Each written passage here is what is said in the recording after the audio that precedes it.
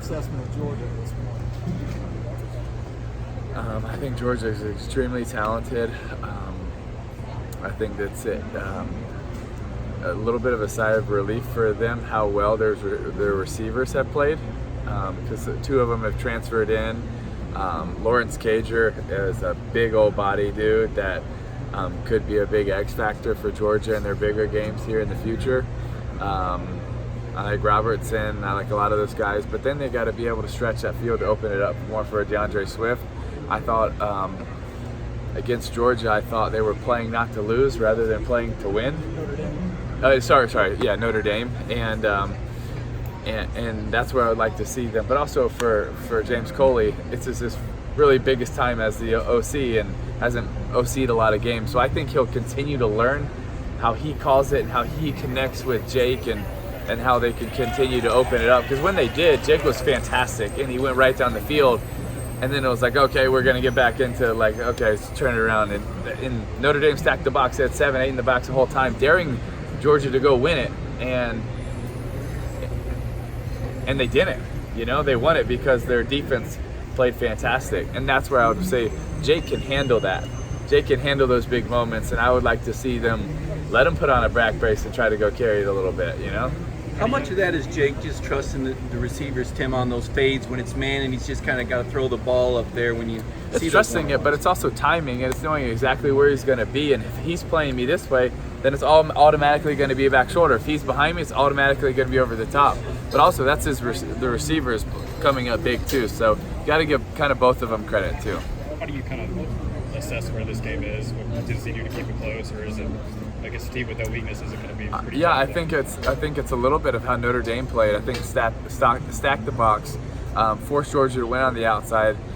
Maybe they miss a few, maybe a few are incomplete. Find a way to get a turnover, hit a few plays, and then that's the thing. It's still a rivalry game, so that changes things a little bit. And then if Tennessee can be able to find the big play with their receivers, they still have really talented receivers that have shown it in big games to be able to come up with big plays, and I think that's key. I just don't think they're gonna consistently move the ball for 60 minutes on Georgia. I don't think they're gonna consistently be able to outplay Georgia. So I think it's gonna come down to creating negative plays and defensively, finding a way to get a turnover, and then being able to capitalize on that, score touchdowns. Hey Tim, we're just questioning all this. I'm so sorry, but you got a team that lost to Georgia State, 1-3. If you're a Tennessee player, part of this player, how do you get your mind right? Well, I think it's really hard to be able to handle all of the negativity that's been surrounding it, but I think that playing Georgia actually helps because it's such a big game and there's so much, and if you win it, so you can turn so much of the perception. So I think having a big opportunity and being at home, I think that could help them a little bit. Quarterback Jared Garantano, redshirt junior. A lot of folks expect him to be a little further along than he is right now. What does that young man need to do to get to the next level? I think first of all, block out all the noise because there's a lot of it right now.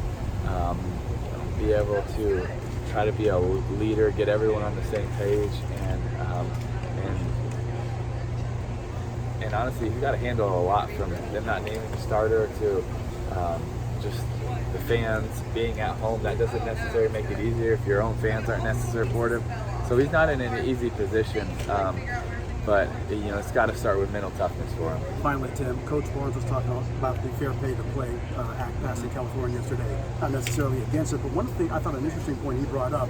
What about the non-revenue sports and those kids, the ones that don't really get all the limelight and the headlines? What about them? What's your take on all this? Well, I've had a few of them. I think, for me, if it was for a Tennessee player, they could go and they could get an endorsement by a local business or something here and make $15,000, $20,000 to be able to take care of themselves and their family, I would be all for it.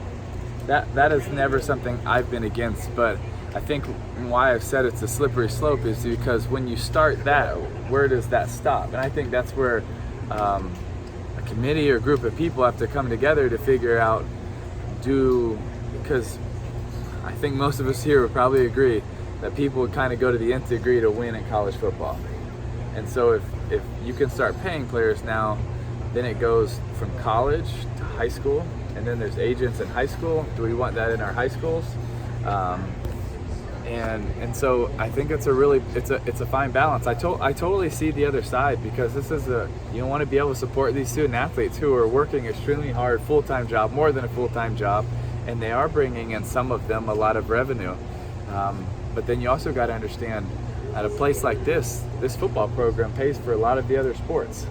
So if they're not going to be able to bring in as much in football, are they going to lose other sports? And is that going to be a side effect that happens? And I guess no one can kind of fully answer that. I know at the University of Florida there's 21 sports, and basketball pays for itself, and football pays for 19 others. And so it's interesting, is that going to hurt their budget? And there's just so many things to take into account. But I'm really, intrigued to see what's going to happen.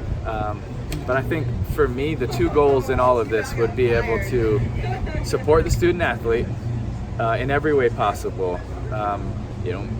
With schoolwork, with being a student athlete first, financially to a certain extent, and then be able to continue to have a great game, a game that is built on teamwork, on university first, on love and passion and tradition for the sport. And I think it's to try to keep both of those things, and that's what I would love to see done.